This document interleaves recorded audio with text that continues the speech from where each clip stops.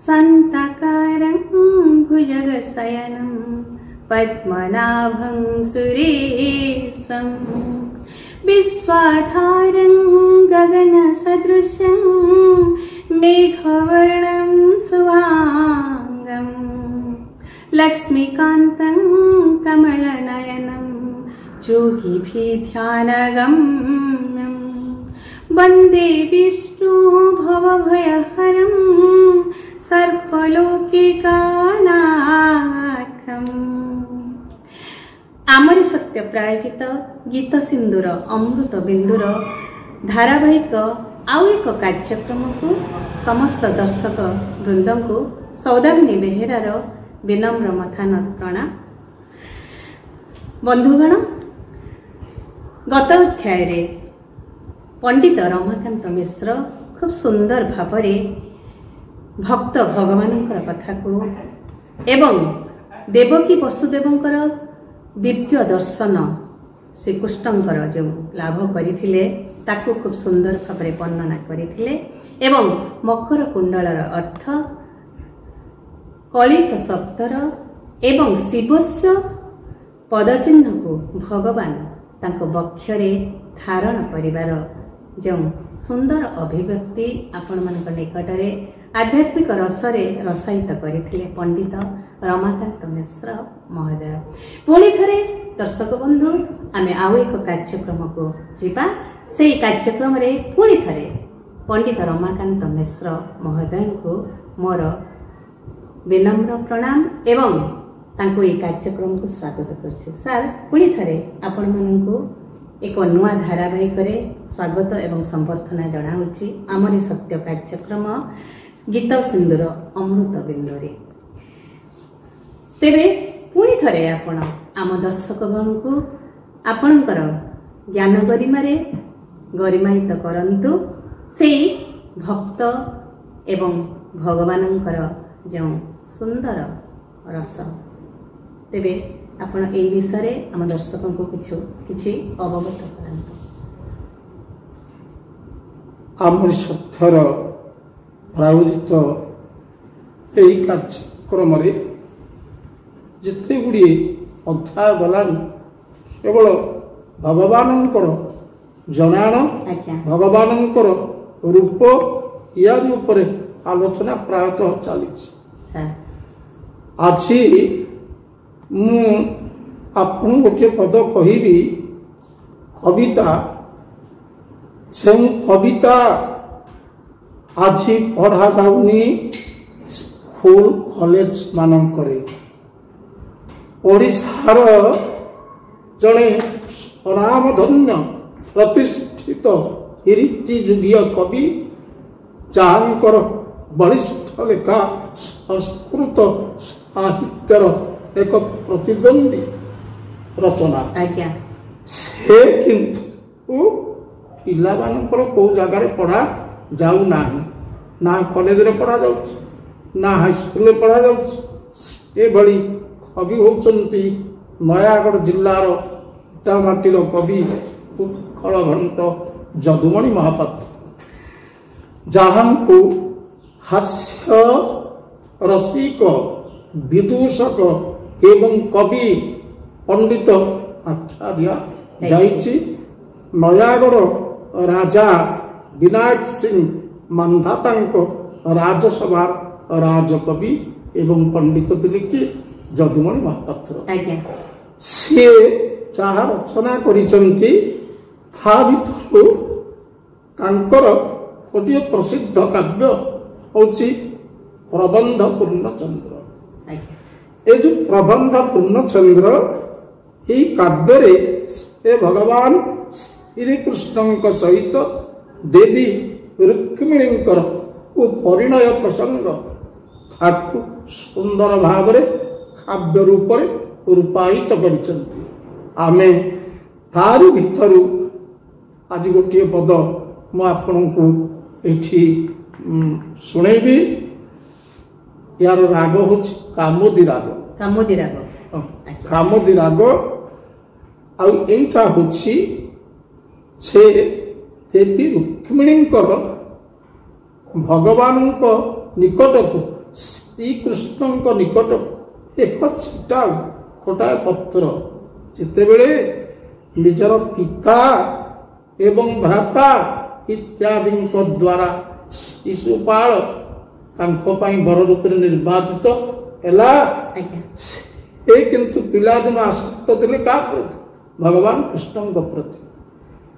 ତେଣୁ ସେ ଗୋଟେ ଚିଠି ଲେଖିଥିଲେ କୃଷ୍ଣଙ୍କ ନିକଟକୁ। ସେଇ ଯୋଉ ଚିଠିଟା ତା ଭିତରେ ସେ କଣ ଲେଖିଥିଲେ ଯଦୁମଣିଙ୍କ ସାହିତ୍ୟରୁ ମୁଁ ଗୋଟିଏ ପଦ ଉଦ୍ଧାର କରିକି ଆପଣଙ୍କୁ ଶୁଣ। ରାଗ କାମୋଦି ନିଗମ ବନିତାର ଫୁଲ ଭାସି ଖର ମଞ୍ଜୁ ବଞ୍ଜୁଳ କଳି ଗୁଚ୍ଛ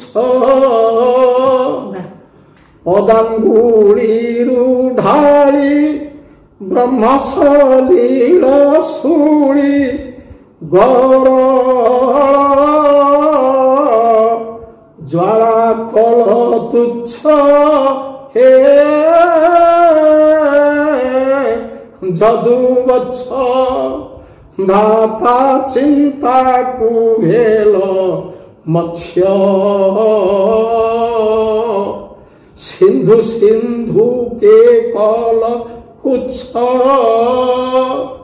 ଶକ୍ରାର୍ଥ କର୍ତ୍ତନ কর্তরি কলবন নর্তন কারি হরি অচ্ছ হে যদুবচ্ছ ধাতা চিন্তাকু হেল মৎস্য। ରାଗ କାମୋଦି ଯଦୁମଣି ମହାପାତ୍ରଙ୍କର ଇଏ ହଉଛି ଷଷ୍ଠ କଳା। ଷଷ୍ଠ କଳା ଏ ଯୋଉ କାବ୍ୟର ନାଁ ଅଛି ପ୍ରବନ୍ଧ ପୂର୍ଣ୍ଣ ଚନ୍ଦ୍ର। ପୂର୍ଣ୍ଣ ଚନ୍ଦ୍ରରେ ଗୋଟିଏ ଗୋଟିଏ କଳା ଥାଏ ନା, ପ୍ରଥମ କଳା, ଦ୍ୱିତୀୟ କଳା, ତୃତୀୟ କଳା, ଏଣୁ 15 କଳାରେ 16 କଳାରେ ସେ ପୂର୍ଣ୍ଣ ହୁଏ, ବୁଝିଲେ। ତେଣୁ କାବ୍ୟର ନାଁ ଯେହେତୁ ପ୍ରବନ୍ଧ ପୂର୍ଣ୍ଣ ଚନ୍ଦ୍ର, ତେଣୁ ପ୍ରଥମ ଛାନ୍ଦ, ଦ୍ୱିତୀୟ ଛାନ୍ଦ ଏପରି ନାମକରଣ ନ କରେ ସେ ତାକୁ କରିଛନ୍ତି ପ୍ରଥମ କଳା, ଦ୍ୱିତୀୟ କଳା, ତୃତୀୟ କଳା ଇତ୍ୟାଦି ନାମକରଣ କରିଛନ୍ତି। ଆହା କେଡ଼େ ସୁନ୍ଦର ଯଦୁମଣି ମହାପାତ୍ରଙ୍କର ପ୍ରବନ୍ଧ ପୂର୍ଣ୍ଣଚନ୍ଦ୍ର କଳାରେ କି ସୁନ୍ଦର ଭାବରେ କାବ୍ୟ ଚେତନାରେ ଉଦ୍ବୁଦ୍ଧ କରିଛନ୍ତି ଏବଂ ସୁନ୍ଦର ଭାବରେ ବର୍ଣ୍ଣନା କରିଛନ୍ତି। ତେଣୁ ଆପଣମାନଙ୍କ ନିକଟରେ ସୁଲଳିତ କଣ୍ଠରେ ରମାକାନ୍ତ ମିଶ୍ର ଖୁବ୍ ସୁନ୍ଦର ଭାବରେ ବର୍ଣ୍ଣନା କରିଛନ୍ତି। ତେବେ ସାର୍ ଏଇଠି ମୋ ଭିତରେ ଟିକେ ଆଲୋଡ଼ନ ସୃଷ୍ଟି କରୁଛି, ଭଗବାନଙ୍କ ପାଦର ଆଙ୍ଗୁଳିକୁ ବେଦରୂପୀ ନାରୀର ଗଭାମଣ୍ଡିତ ଅଶୋକ କଢ଼ି ପେଣ୍ଠା କହିବାର ଯଥାର୍ଥତା କ'ଣ ଟିକେ ବୁଝେଇବେ କି? ଏ ପଦଟି ମୁଁ କେବଳ ଆବୃତ୍ତି କରିଛି, ଆକୁ ଅର୍ଥ କରିନାହିଁ। ଏ ଅର୍ଥ ମାଧ୍ୟମରେ ଆପଣ ସେ ଲାଇନ ଭିତରୁ ଯାହା ଧରିକି ମତେ ପଚାରିଛନ୍ତି ଏଇଟା ମୁଁ ୟା ଭିତରେ ବୁଝେଇ ଦେବାକୁ। କବି କହୁଛନ୍ତି ନିଗମ ବନି ତାର ଫୁଲ ଗଭା ଶିଖର ମଞ୍ଜୁ ବଞ୍ଜୁଳ କଳିଗୁଚ୍ଛ। ଆପଣ ଦେଖନ୍ତୁ ଯଦୁମଣି ସାହିତ୍ୟ କି ପ୍ରକାର ପଦ ଯୋଜନା ଏବଂ କି ଭାବଧାରା। ସେ କହୁଛନ୍ତି ନିଗମ ବନିତା। ନିଗମ, ନିଗମ କହିଲେ ବେଦ, ସେ ବ୍ରହ୍ମାଙ୍କର ରଚିତ ଯୋଉ ବେଦ, ଏ ବେଦ, ବେଦ ହେଉଛି ଗୋଟିଏ ବନିତା। ବନିତା କହିଲେ ନାରୀ, ତାମାନେ ବେଦ ରୂପିଣୀ ନାରୀ। ଏଠି ବେଦ ଆଉ ନାରୀ ଭିତରେ ଅଭେଦ କଥିତ ହେଇଛି, ତେଣୁ ରୂପକ ଅଳଙ୍କାର ଏଠି ହେଇଛି ଅଳଙ୍କାର ଦୃଷ୍ଟିରୁ। ଏଣୁ ଯୋଉ ବେଦ ଯଦି ଗୋଟିଏ ନାରୀ, ସେଇ ବନିତାର ନାରୀର ଫୁଲ ଗଭା ଶିଖର। ଏଠି ଆପଣ ଚିନ୍ତା କରନ୍ତୁ, ନାରୀ ମାନଙ୍କର ଗୋଟେ ଫୁଲ ଗଭା ଥାଏ, ସେ ତାଙ୍କ ମୁଣ୍ଡରେ ଗୋଟେ ଗଭା ବାନ୍ଧନ୍ତି, କବରିକି ଗୁଡେଇ ଗୁଡେଇ ଗୁଡେଇ ଗୋଟେ ଗଭା ଖୋସା କରନ୍ତି, ବୁଝିଲେ କି? ଯୋଉଟା ଆମର କବି ସମ୍ରାଟ ଭଞ୍ଜଙ୍କର ରଚନାରେ ବି ଅଛି, ଏଥୁ ଅନନ୍ତରେ ରସ ଶୁଣ ସେ ମାଲୁଣି ବେଶ, ଟଭା ଫାଳ ପରି ଖୋସା ଖୋସିଛି ଦୋଷା। ଯେ କି ସୁନ୍ଦର ବର୍ଣ୍ଣନା। ଟଭା ଫାଳିଆ ଖୋସା, ଖୋସାଟା ବେଦ ଯଦି ଗୋଟିଏ ନାରୀ, ଏ ବେଦ ନାରୀର ଫୁଲ ଗଭା, ଏଇ ଯୋଉ ଫୁଲ ଗଭାକୁ ସେ ବାନ୍ଧିଛି, ଏଇ ଗଭାର ଶିଖର ତାର ଅଗ୍ରଭାଗରେ, ସେ ଗଭାର ସର୍ବୋଚ୍ଚ ସ୍ଥାନରେ, ଯେମନ ଶିଖର ଦେଶ କଣ କରିଛି ନା ମଞ୍ଚୁ ଗଞ୍ଜୁଳ କଳି ଗୁଚ୍ଛ। କେତେ ଫୁଲ ତ ଦିଆ ହେଇକରି ଗଭା ବନ୍ଧା ହେଇଛି, ତାର ଅଗ୍ରଭାଗରେ ମଞ୍ଜୁ କହିଲେ ସୁନ୍ଦର, ବଞ୍ଜୁଳ କହିଲେ ଅଶୋକ, କଳି କହିଲେ କଡ଼ି, ଗୁଚ୍ଛ କହିଲେ ପେନ୍ଥା। ସୁନ୍ଦର ଅଶୋକ କଡ଼ି ଇଏ ପେନ୍ଥାଟିଏ ରଖିଛି। ବେଦ ରୂପିଣୀ ନାରୀ ନିଜ ଫୁଲ ଗଭାର ଅଗ୍ରଭାଗରେ, ଏ ଯୋଉ ବଞ୍ଜୁଳ କହିଲେ ଅଶୋକ ଫୁଲ, ଆପଣ ଜାଣିଥିବେ ଗୋଟେ ଅଶୋକାଷ୍ଟମୀ ହୁଏ, ଅଶୋକ ଫୁଲ ପଡିକିରି ପୂଜା ହୁଏ, ସେ ପାଣି ପାଆନ୍ତି। ତେଣୁ ସେଇ ଯୋଉ ଅଶୋକ କଢି ପେନ୍ଥାଟିଏ ସେ ଗଭାରେ ସେ ପୋଷିଛି। ଏ ଯୋଉ ଅଶୋକ କଢି ପେନ୍ଥା, ବେଦ ଯଦି ନାରୀ ହେଲା, ବେଦ ନାରୀର ଗଭାରେ ଅଶୋକ କଢି ପେନ୍ଥାଟା କିଏ? କବି କହୁଛନ୍ତି ପଦାଙ୍ଗୁଳିରୁ ଢାଳି, ଭଗବାନଙ୍କର ପଦାଙ୍ଗୁଳି, ଭଗବାନଙ୍କର ଯୋଉ ପାଦ, ଭଗବାନଙ୍କ ପାଦର ଯୋଉ ଅଙ୍ଗୁଳି ଗୁଡ଼ିକ, ପାଦର ଯୋଉ ଆଙ୍ଗୁଠି ଗୁଡ଼ିକ, ସେଇ ଆଙ୍ଗୁଠି ଗୁଡ଼ିକ ହଉଛି ଅଶୋକ କଢି ପେନ୍ଥା। ବେଦ ଯଦି ନାରୀ, ତାର ଫୁଲ ଗଭାରେ ଗୁମ୍ଫିତ ହେଇଥିବା ଅଶୋକ କଢି ପେନ୍ଥା ହଉଛି ଭଗବାନଙ୍କର ପାଦର ଆଙ୍ଗୁଳି। ଏଣୁ କବିଙ୍କର କହିବାର ଅର୍ଥ, ବେଦରେ ଭଗବାନଙ୍କର ପାଦର ମହିମାକୁ ବର୍ଣ୍ଣନା କରାଯାଇଛି। ଏଣୁ ବେଦ ଭଗବାନଙ୍କ ପାଦର ମହିମା ଗାନକୁ ନିଜର ଅଳଙ୍କାର ଭାବରେ ବେଦ ଗ୍ରହଣ କରିଛି। ତେଣୁ ବେଦ ନାରୀ ନିଜର ବଥାର ଗଭାଗ୍ରରେ ଭଗବାନଙ୍କର ପଦାଙ୍ଗୁଳି ରୂପକ ଏ ଅଶୋକ କଢି ପେନ୍ଥାକୁ ଧାରଣ କରିଛି। ଏବଂ ତ ଭଗବାନଙ୍କର ଯେଉଁ ଅଙ୍ଗୁଳି, ସେଇ ଅଙ୍ଗୁଳିକୁ ଢାଳି ବ୍ରହ୍ମ ଶରୀର, ଭଗବାନ ସେଇ ଅଙ୍ଗୁଳିରୁ, ସେଇ ଆଙ୍ଗୁଠିରୁ ବ୍ରହ୍ମ ଶରୀର କହିଲେ ଗଙ୍ଗା ନଦୀର ଜଳ, ଗଙ୍ଗା ନଦୀର ଜଳ ଭଗବାନ ସେଇ ଆଙ୍ଗୁଠିରୁ ଅଜାଡ଼ି ଦେଲେ। କୋଉଠି ଅଜାଡ଼ିଲେ ନା ଶୂଳି ଗରଳ ଜ୍ୱାଳା କଲ ତୁଚ୍ଛ। ଶୂଳି କହିଲେ ଶିବ, ଶୂଳ ଅସ୍ତ୍ର ଅଛି, ତେଣୁ ଶିବଙ୍କର ଅନ୍ୟ ନାମ ହଉଛି ଶୂଳି।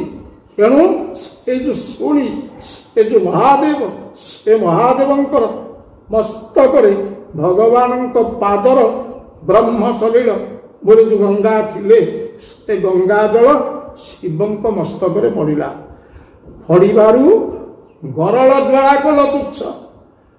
ଶିବ ଯୋଉ ଗରଳ ପାନ କରିଥିଲେ ସମୁଦ୍ର ମନ୍ଥନରେ, ବିଷ ପାନ କରି ତାଙ୍କ ଅଙ୍ଗରେ ଜ୍ୱାଳା ହଉଥିଲା, ବିଷ ଜ୍ୱାଳା, ଗରଳ ଜ୍ୱାଳା, ତାକୁ ତମେ ଉପଶମ କରିଥିଲ।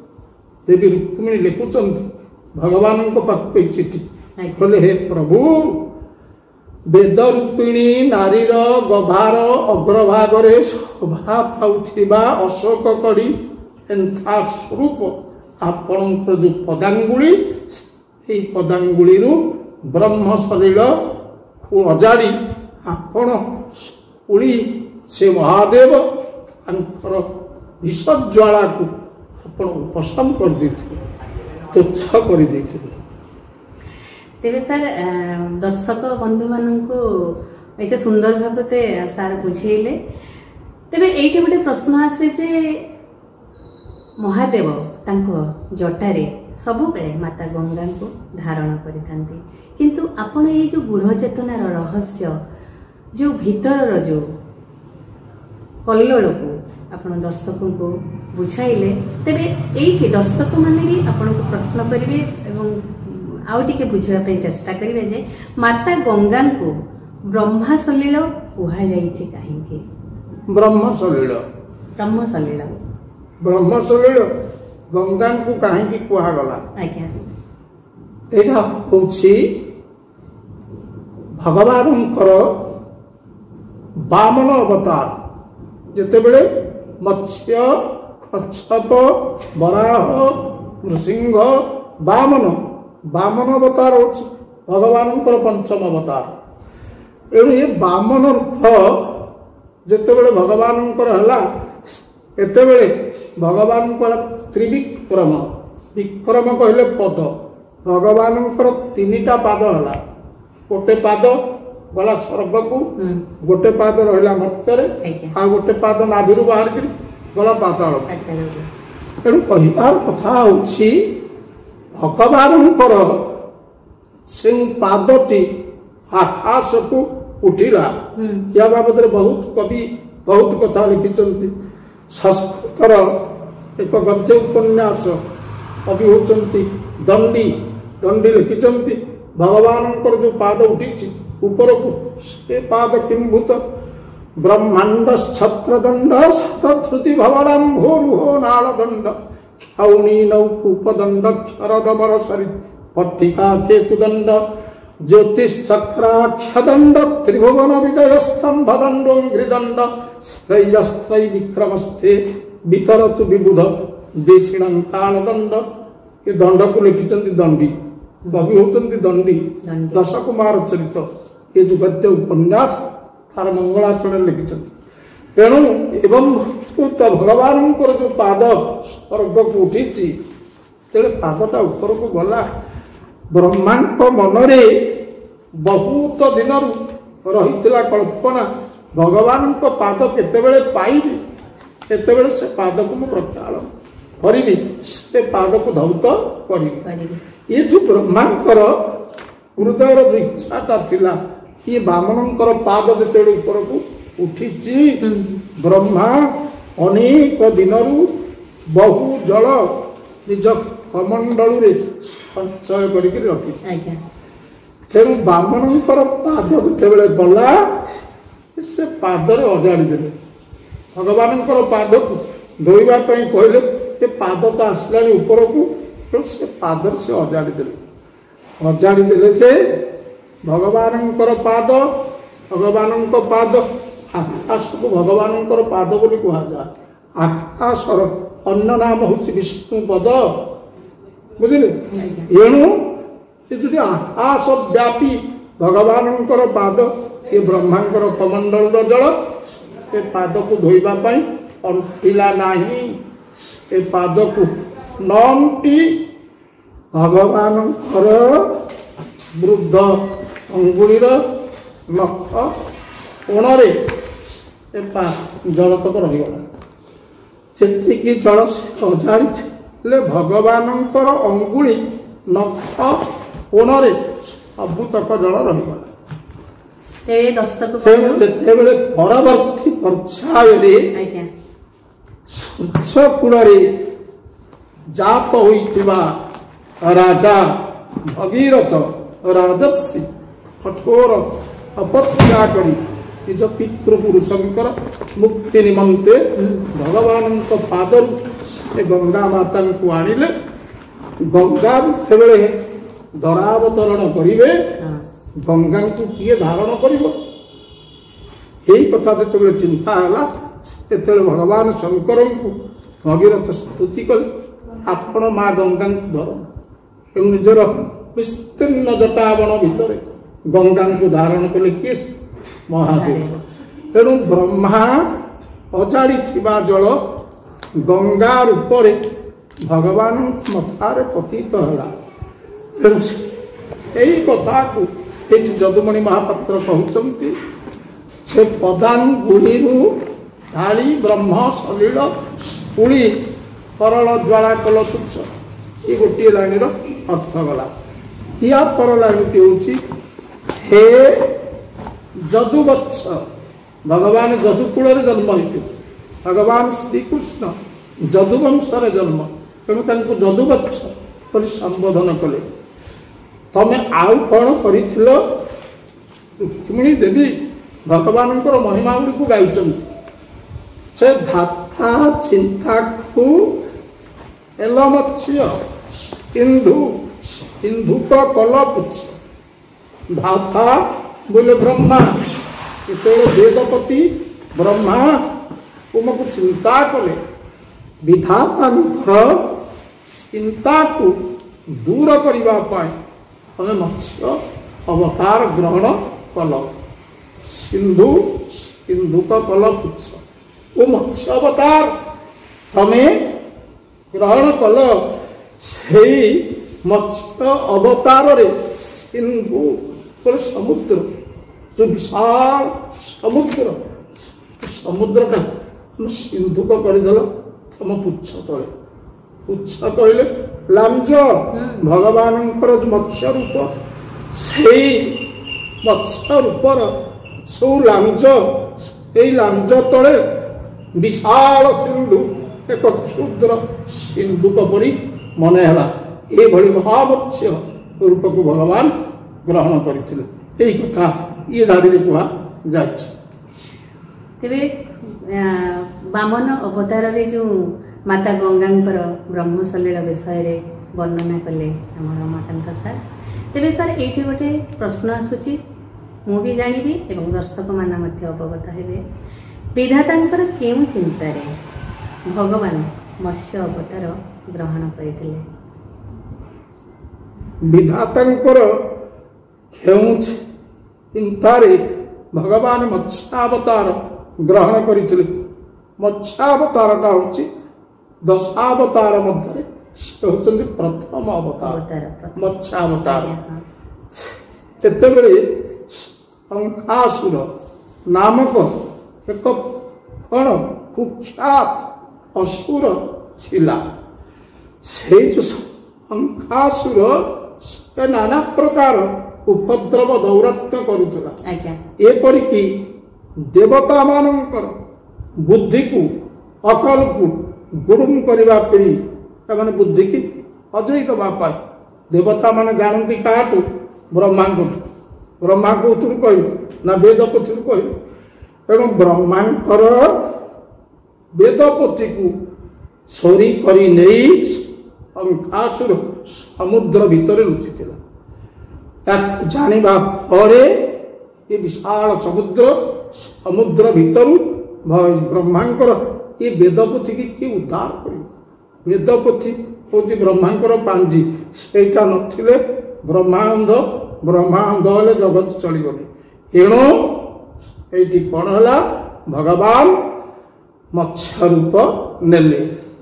ଏ ପ୍ରଥମେ ଜଣେ ଋଷିଙ୍କ ତପସ୍ୟା କଲାବେଳେ ଯୋଉ ଜଳାଞ୍ଜଳି ଦିଅନ୍ତି, କ୍ଷୁଦ୍ର ମୀନ ଭାବରେ ରହିଲେ। ତାକୁ ଭଗବାନ ରଖିଲେ, ସେ ଋଷି ରଖିଲେ କମଣ୍ଡଳୀରେ। କମଣ୍ଡଳ ପୂର୍ଣ୍ଣ ହେଲା। ଏଇଭଳି ପ୍ରତ୍ୟେକ ଜଳପାତ୍ର, ନଦୀ, ହ୍ରଦ, ପୁଷ୍କରିଣୀ ଯାହା ଯୋଉଠି ରହିଲା, ସେ ମତ୍ସ୍ୟର କାୟା ପଡ଼ିଲା ଏବଂ ତାହା ପୂର୍ଣ୍ଣ ହେଲା। ଶେଷରେ ବିଚାର କଲେ, ଇଏ ପୃଥିବୀ ପୃଷ୍ଠରେ ସମୁଦ୍ର ବ୍ୟତୀତ ଅନ୍ୟ ଜଳାଶୟ ନାହିଁ ଯେ ବିଶାଳ ମତ୍ସ୍ୟକୁ ଧାରଣ କରିବା ପାଇଁ ସମୁଦ୍ର ଭିତରେ। ସମୁଦ୍ର ଭିତରେ ଯେତେବେଳେ ଛାଡ଼ି ଦେଇଛନ୍ତି ସମୁଦ୍ରକୁ, ଏ ମାଛର କାୟା ବ୍ୟାପିଗଲା। ଏପରି ବ୍ୟାପିଲା ଯେ ସମୁଦ୍ରଟା ତାଙ୍କ ଲାଞ୍ଜ ତଳେ ଗୋଟେ କ୍ଷୁଦ୍ର ସିନ୍ଧୁକ ପରି ପ୍ରତୀୟମାନ ହେଲା। ସେଇ ସିନ୍ଧୁକ କରି ସମୁଦ୍ରକୁ ଭଗବାନ କଲେ କ'ଣ? ଶଙ୍ଖାସୁରକୁ ମାରି, ତାକୁ ମାରିଲେ କେମିତି? କୌଣସି ଅସ୍ତ୍ରରେ ମରିବ ନାହିଁ। କିଏ ବର ସିଏ ପାଇଛି। ତେଣୁ ଭଗବାନ କଲେ କ'ଣ? ତା ମୁହଁରେ ମୁହଁକୁ ଲଗେଇଲେ। ଶଙ୍ଖାସୁରର ମୁହଁରେ ମୁହଁକୁ ଲଗାଇ ତାକୁ ଫୁଙ୍କିଲେ। ଭଗବାନଙ୍କର ଯୋଉ ଫୁଙ୍କିବା, ସେଥିରେ ସେ ବେଲୁନ ପୁରିଲା ଭଳିଆ ପୁଲିକିରି ଫାଟିଗଲା। କିଏ ସେ ଅସ୍ତ୍ର କିଛି ଆବଶ୍ୟକ ନାହିଁ। ତେଣୁ ଏଇଭଳି ଭାବରେ ବ୍ରହ୍ମାଙ୍କର ଚିନ୍ତାକୁ ଦୂର କଲେ, ଶଙ୍ଖାସୁରକୁ ମାରିଲେ ଏବଂ ବେଦପତିକୁ ଆଣି ବ୍ରହ୍ମାଙ୍କ ହସ୍ତରେ ଅର୍ପଣ କରିଥିଲେ। ଇଏ ହେଲା ଶ୍ରୀପାଦରେ ଥିବା ବ୍ରହ୍ମାଙ୍କର ଚିନ୍ତାର କଥା। ୟା ପରେ କବି କହୁଛନ୍ତି, ଧାତା ଚିନ୍ତାକୁ ହେଲ ମତ୍ସ୍ୟ ଆଉ ଗୋଟିଏ ଧାରି କବିତା ଆମର ରହୁଛି ସକ୍ରାର୍ଥ କର୍ତ୍ତନ କର୍ତ୍ତରୀ କଲବନ ନର୍ତ୍ତନକାରୀ ହରି ଅଛ।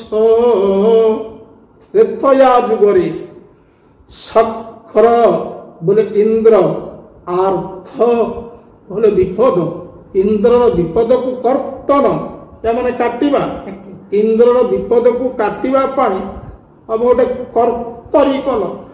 ସକ୍ର ଆର୍ଥ କର୍ତ୍ତନ କର୍ତ୍ତରୀ କଲ ବନ। କେମିତି ପଦ ଯୋଜନା ଯଦୁମଣିଙ୍କର ଦେଖନ୍ତୁ, ଇନ୍ଦ୍ରଙ୍କର ଆର୍ଥ କହିଲେ ବିପଦ, ଇଏ ବିପଦକୁ କର୍ତ୍ତନ କରିବା ପାଇଁ ମାନେ କାଟିବା ପାଇଁ ଆମ ଗୋଟେ କର୍ତ୍ତରୀ ତିଆରି କଲ। କର୍ତ୍ତରୀ ମାନେ କତୁରୀ, ଆମେ ଗୋଟିଏ କତୁରୀ ତିଆରି କଲ। ଗୋଟିଏ କତୁରୀ କରି ଇନ୍ଦ୍ରର ବିପତ୍ତିକି ତମେ କାଟିଲ। ଭଗବାନ ଯୋଉ କତୁରୀଟି ତିଆରି କଲେ, ଆପଣ କତୁରୀ ଦେଖୁଛନ୍ତି, ଆମେ ବି କତୁରୀ ଦେଖୁଛୁ। କତୁରୀର ଦିଟା ଧାର ଥାଏ, ଯୋଡ଼ିଏ ଫାଳ ଧାର, ଦୁଇ ଫାଳ ଧାର, ମଝିରେ ସେ ଜଏଣ୍ଟ ହେଇକିରି କତୁରୀ ଚାଲେ। ଯଦି ଭଗବାନ ଇନ୍ଦ୍ରର ବିପତ୍ତିକି କାଟିବା ପାଇଁ ଗୋଟିଏ କତୁରୀ ତିଆରି କଲେ, ଏ କତୁରୀର ଦୁଇଟି ଧାର କିଏ ନା ବନନର୍ତ୍ତନକାରୀ, ବନରେ ନୃତ୍ୟ କରୁଥିବା, ବନରେ ଡେଉଁଥିବା, ନାଚୁଥିବା ହରି ଅଛ। ହରି କହିଲେ ମାଙ୍କଡ଼, ଅଛ କହିଲେ ଭାଲୁ। ଭାଲୁ ହେଲେ ଗୋଟିଏ ଦାଢ଼, ଆଉ ମାଙ୍କଡ଼ ହେଲେ ଗୋଟିଏ ଦାଢ଼। ଏ ଭାଲୁ ମାଙ୍କଡ଼ଙ୍କୁ ଦୁଇଟି ଦାଢ଼ କରି ଗୋଟିଏ କତୁରୀ ତିଆରି କରି ଏଇଥିରେ ତମେ ଇନ୍ଦ୍ରର ବିପତ୍ତିକି କାଟିଲ। ଏଇ କଥା ଯଦୁମଣିଙ୍କର ଭାବଧାରାକୁ ଆପଣ ବିଚାର କରନ୍ତୁ। ଏ ସାହିତ୍ୟ ଆଜି ଉପେକ୍ଷିତ। ଆପଣ ଯଦି ଶୁଣିବେ, କିଛି ପାଲାବାଲା ଗାଉଥିବେ, ପାଲା ଗାୟକ ମାନେ ଗାଉଥିବେ, ନହେଲେ ତ କିଛି ପ୍ରବକ୍ତା କୋଉଠି ମଞ୍ଚରେ ଭାଷଣ ଦେଲାବେଳେ କିଛି କହୁଥିବେ, ନହେଲେ ଇଏ ଏମିତି ପଡ଼ି ରହିଛି, ଆକୁ କେହି ପଚାରୁନାହାନ୍ତି। ଏ ସୁନ୍ଦର ସାହିତ୍ୟ। ଯଦୁମଣି ମହାପାତ୍ରଙ୍କର ଯେଉଁ ବ୍ୟଙ୍ଗାତ୍ମକ ଯେଉଁ ଶୈଳୀରେ ସେ ତ ବହୁତ ବର୍ଣ୍ଣନା କରିଛନ୍ତି, କିନ୍ତୁ ଆଧ୍ୟାତ୍ମିକ ଚେତନାରେ ସେ ଉଦ୍ଭୁତ ଏତେ ଗୁଡ଼ିଏ କଥା। ସେ କାବ୍ୟ ପ୍ରବନ୍ଧ ପୂର୍ଣ୍ଣଚନ୍ଦ୍ର କଳା କାବ୍ୟରେ ସେ ଏଗୁଡ଼ିକ ବର୍ଣ୍ଣନା କରିଛନ୍ତି ଏବଂ ଆପଣମାନଙ୍କ ନିକଟରେ ଖୁବ୍ ସୁନ୍ଦର ଭାବରେ, ଖୁବ୍ ରସାୟିତ କରି ରମାକାନ୍ତ ସାର୍ ଆପଣମାନଙ୍କୁ ବୁଝାଉଛନ୍ତି। ତେବେ ସାର୍, ଆପଣ ଏଇ ଯେଉଁ ପ୍ରଶ୍ନ ଏଇ ଯେଉଁ ତା ଆଗରୁ ଆପଣ ବୁଝାଉଥିଲେ, ଯେଉଁ ଇନ୍ଦ୍ରଙ୍କର କଥା ଆସିଲା, ଇନ୍ଦ୍ର ହେଉଛନ୍ତି ରାଜା ସ୍ୱର୍ଗପୁରର। ତେଣୁ ଇନ୍ଦ୍ରଙ୍କର ଆର୍ତ ବା ବିପଦ କ'ଣ ଥିଲା? ଓହୋ, ଅର୍ଗାଧିପତି ଇନ୍ଦ୍ର, ଦେବରାଜ ଇନ୍ଦ୍ର। ଇନ୍ଦ୍ରଙ୍କର ଅନ୍ୟ ନାଁ ହେଉଛି ସୁନାଶିର। ସୁନାଶିର ବୋଲେ କେତେକ ବୁଝନ୍ତି ସୁନାର ମୁଣ୍ଡ, ଶିର କହିଲେ ମୁଣ୍ଡ, ନା ନା ନା, ଉ କହିଲେ ଉତ୍ତମ, ନାସିର এটা হচ্ছে দন্ত স্বরে দীর্ঘইকার। নাসির, নাসির কহিলে সেনাবাহিনী, উত্তম সেনাবাহিনী যার সে হচ্ছেন সুনাসির। তেণু ইন্দ্র সুনাসির হেলে মধ্য এক বিরাট লড়ুয়া দেববাহিনী, দেবসেনা ইন্দ্রଙ୍କର ଥିଲେ ମଧ୍ୟ ତ୍ରେତୟା ଯୁଗରେ ଇନ୍ଦ୍ର ପଡ଼ିଲେ ବିପଦରେ। ତ୍ରେତୟା ଯୁଗରେ ଇଏ ପ୍ରବଳ ପରାକ୍ରମୀ ଈଶ୍ୱରବାସୁତ ଯେ କି ରାବଣ, ଏ ରାବଣ ଏକ ଦୁର୍ଦାନ୍ତ ଦୈତ୍ୟ। ସେ ଯୋଉ ରାବଣର ଯୋଉ ଦୌରାତ୍ମ୍ୟ, ରାବଣର ଯୋଉ ଉପଦ୍ରବ, ରାବଣ ହେଲା ତ୍ରିପୁର ବିଜୟ। ଏମିତିକି ଦେବତା ମାନଙ୍କୁ ନିଜ ପାଦ ତଳେ ସେ ଖଟେଇଲା। यार वर्णना बहु ओडिया काव्य कविता एवं बहु संस्कृत काव्य कवितार अभिमान करिसंती। मु गोटे पद एटी आपनको उदाहरण आकार सुनाबक चाहूँ। महाभारत पर कवि कहिसंती, कवि हनुमान कहिसंती, इंद्रं मल्लकरं सहस्र किरणं चंद्र सहस्र किरणम द्वार प्रतिहारकम चंद्रम छत्रधरम समीर वरुणौ समर्जयन्तां गृहान् पाचखे परिनिष्ठितो हुतवो हेमद गृहे लक्ष्यसे रक्ष्यो अक्ष्यो मनुष्यमात्र वपुषम तं राघवं नौमि किं राघवंक पाखरे रामंक पाखरे आत्म समर्पण करिबा पाई रावणर हितैषी माने जेतेबेले ताकू कहिचंती सेतेबेले रावण कहूची इंद्रं मल्यकरम इंद्र देवराज स्वर्गाधिराज देवराज इंद्र आर जो प्रमोद वन एटा होची नंदन कानन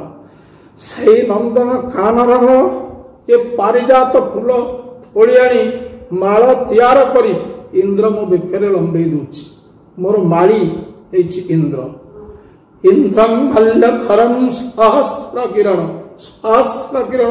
सूर्य सूर्य मोर द्वारपाल होइछन गेट पर हेगिरी सूर्य मोर रहिछन चंद्रं छत्रधरम चंद्र मो पर छत्र टेकिचंती छाती टेकंती छत्र टेकिचंती समीर वरुण समीर कहले पवन एवं वरुण देवता पवन वरुण देवता ये उभय मो घर सफा करुचंती सम्मार्जन करुचंती घर को परिष्कार करुचंती ओळाओळी करुचंती पाचके परिनिष्ठित एणु पाचक कार्य उपकार भाव अग्नि देवता उपकार भाव मो घर आसिक रोषई करुच या व्यतीत स्वर्गर जो सुंदरी मान अंति ब्रह्मा मेना उर्वशी तिलोत्तमा वृताची विश्वाची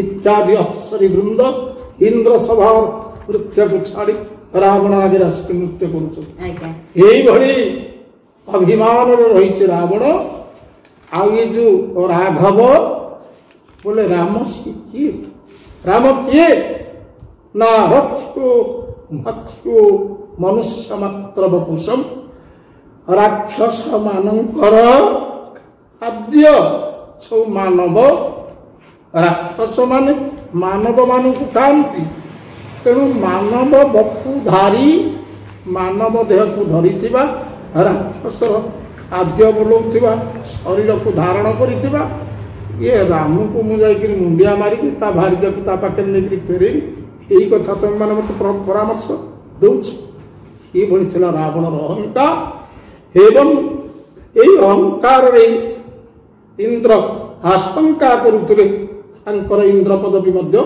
छाली जीवो तेणु तीन पुर शांति आनिबा पाई निज इंद्र पद को बजाय रखिबा पाई इंद्र भगवान को स्तुति करिथिले एवं भगवान अयोध्यापुर दशरथ महाराजा ठारू कौशल्या राणी गर्भरु माँ कौशल्या गर्भरु राम रूप अवतरण करथिले एवं वनवास काल रे भल्लुक मर्कट दुईटी बाहिनी नहीं रावण को विनाश करी इंद्र विपत्ति को काटिथिले जदुमणि महापात्र निजर काव्यिक छटारे निजर कवि चातुरी ताकू कहले नाई नाई भगवान गोटे कतुरी तैयार कले इंद्र विपत्ति की काटिबा पे गोटे कतुरी कले कतुरीर दुईटी दाड़ थाए गोटे दाड़ हेले भल्लुक आ गोटे दाड़ हेले मरकट यही मानू भगवान त्रेतया जुगरे इंद्रर विपत्ति की छेदन करथिले यही भली भाव देवी रुक्मिणी भगवान महिमा गान करी कृष्ण को निकट को पत्र दौन हे प्रभु तमें या सब कर तुमर ये क्वालिटी गुड़ाक सब आगु अच्छी यही कथाटा ए वर्णना कर सुंदर भाव वर्णना करिसंती जदुमणि महापात्र तांको प्रबंध पूर्णचंद्र कला माध्यम तेबे ओडिशा एवं आमर ए भारत रे जेते जेते महाकाव्य रचना करा जायछि एई भली भाबरे जदि आलोचना हुए तेबे दर्शक गण अनेक किछि जानि परिबे तेबे आजिर ए कार्यक्रम रे महापात्र जदुमणिंकर जो भगवानंकर पादर अंगुली ଅଶୋକ କଡ଼ି କରି ଯେଉଁ ଦୃଶ୍ୟମାନଠୁ ଆରମ୍ଭ କରି ମାତା ଗଙ୍ଗାଙ୍କୁ ବ୍ରହ୍ମସଲୀଳ କାହିଁକି କୁହାଯାଏ ଏବଂ ବିଧାତାଙ୍କର କେଉଁ ଚିନ୍ତାରେ ମତ୍ସ୍ୟ ଅବତାର ଗ୍ରହଣ କରିଥିଲେ ପ୍ରଭୁ ନାରାୟଣ, ଯିଏକି ପାଳନକର୍ତ୍ତା ଶ୍ରୀ ବିଷ୍ଣୁ, ଏବଂ ଇନ୍ଦ୍ରଙ୍କର ଆର୍ତ ବା ବିପଦ କ'ଣ ଥିଲା, ଖୁବ୍ ସୁନ୍ଦର ଭାବରେ ବର୍ଣ୍ଣନା କଲେ ପଣ୍ଡିତ ରମାକାନ୍ତ ମିଶ୍ର ମହୋଦୟ। ତେବେ ଏହି ଅଧ୍ୟାୟରେ ଆପଣମାନେ ଅନେକ କିଛି ଜାଣିପାରିଲେ ଏବଂ ଆଧ୍ୟାତ୍ମିକ ରସରେ ରସାୟିତ ହେଲେ। ତେବେ ମୁଁ ଆଶା କରିବି ପୁଣି ଆଗାମୀ ଅଧ୍ୟାୟରେ ଆମେ ଆହୁରି ବି କିଛି କଥା, କିଛି ଆଲୋଚନା, ଆଧ୍ୟାତ୍ମିକ ଚେତନା ଆପଣଙ୍କ ନିକଟରେ ବାଢ଼ିଦେବୁ। ତେବେ ଆମର ଏହି ଚ୍ୟାନେଲକୁ ଦେଖିବା ପାଇଁ ଆମରି ସତ୍ୟ ପ୍ରାୟୋଜିତ ଯେଉଁ ଅମୃତ ବିନ୍ଦୁ ସିନ୍ଧୁର କାର୍ଯ୍ୟକ୍ରମରେ ଆପଣମାନେ ସାମିଲ ହୁଅନ୍ତୁ ଏବଂ ଆମର ଚ୍ୟାନେଲକୁ ଲାଇକ୍, କମେଣ୍ଟ ଏବଂ ସବସ୍କ୍ରାଇବ୍ କରିବା ପାଇଁ ଜମାରୁ ଭୁଲନ୍ତୁ ନାହିଁ। ତେବେ ପୁଣି ଥରେ କୃତଜ୍ଞତା ଜ୍ଞାପନ କରିବି ପଣ୍ଡିତ ରମାକାନ୍ତ ମିଶ୍ର ମହୋଦୟଙ୍କର ଯେଉଁ ଶବ୍ଦ ଚାତୁରୀରେ ଆପଣମାନଙ୍କ ନିକଟରେ ସେ ବାଢ଼ିଦେଲେ ଯଦୁମଣି ମହାପାତ୍ରଙ୍କର ସେହି କାବ୍ୟ ଚେତନାର କିୟଦଂଶ। ତେବେ ପୁଣି ଥରେ ଆମେ ଦର୍ଶକ ବନ୍ଧୁ ଆଉ ଗୋଟିଏ ଧାରାବାହିକରେ ଆମେ ଭେଟ ହେବା। ପୁଣି ଥରେ ସାର୍ଙ୍କୁ ମୁଁ ନମସ୍କାର କରି ଏହି କାର୍ଯ୍ୟକ୍ରମକୁ ବିରାମ ଦେବା। ଜୟ ଜଗନ୍ନାଥ।